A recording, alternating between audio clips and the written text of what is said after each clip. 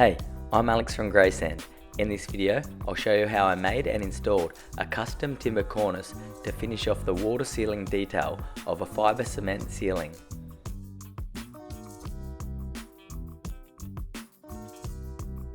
It's a simple carpentry job using basic materials that gives a clean, detailed finish, all without the need to set and sand plaster.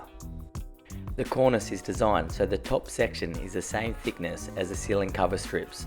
This allows the cover strips to run straight into the cornice, tying the whole detail together for a clean finish. The first step in making this custom timber cornice is to mark out the positions of the 42 by 11mm timbers on both the wall and the ceiling. These timbers form the box section that the scotia will sit into, leaving roughly a 15mm quirk above and below the 30mm scotia. Once the timber positions are marked, I snap straight chalk lines from mark to mark. This gives me clean, straight reference lines to follow when I'm fixing the 42 by 11mm timbers to the wall and ceiling. Next, I can measure and cut the 42 by 11mm timber sections. I have a green laser measurer that is super handy for measuring at height solo. You just butt the laser into the wall, then point the laser dot to where you want to measure. It's one of the best tools I've bought over the last couple of years.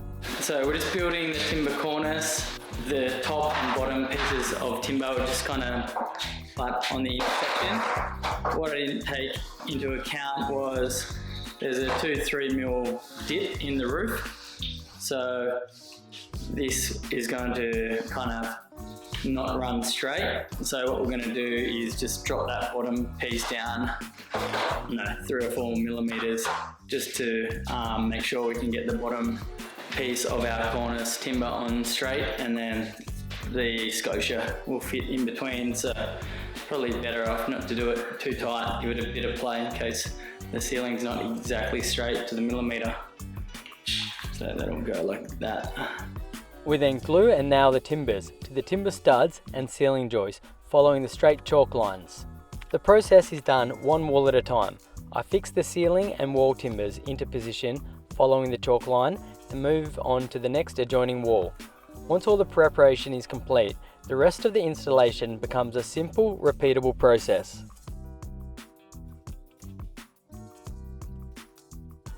This is definitely a job that's easier with an extra set of hands, as a longer 42 by 11 timber pieces are fairly flimsy. Luckily my father's given me a hand to hold everything in place while I fix it off. Once all the 42 by 11mm timbers are nailed off to the walls and ceilings, it's time to finish this cornice detail off by installing the 30mm scotia. I start by measuring the internal corners of the ceiling using a laser measurer, shooting the dot into the new timber sections I've already installed. This gives me a true length to cut the scotia, measuring long point to long point at a 45-degree miter. I like to butt an offcut of the scotia into the internal corner with the correct angle cut out into it to confirm the miter is going to fit tight and look good. From there, it's just a repeatable process of measuring and cutting the scotia as you work your way around the room to finish the cornice. Then I just glue and nail and fix the scotia into position. So that's about all there is to making and installing this simple timber cornice detail. Like I said at the beginning of the video, it's a pretty simple, straightforward carpentry project. For a simple room like this, it's just 4 lengths of timber, each cut with 45-degree miters on both ends.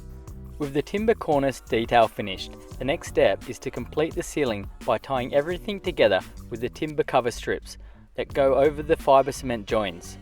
Once the cornice timbers are all nailed into position, I cut, glue and nail the cover strips over each joint, butting the cover strips into the cornice detail. To do this, I flick chalk lines to represent the cover strip positions, then nail the timbers into the ceiling joist for a secure fixing.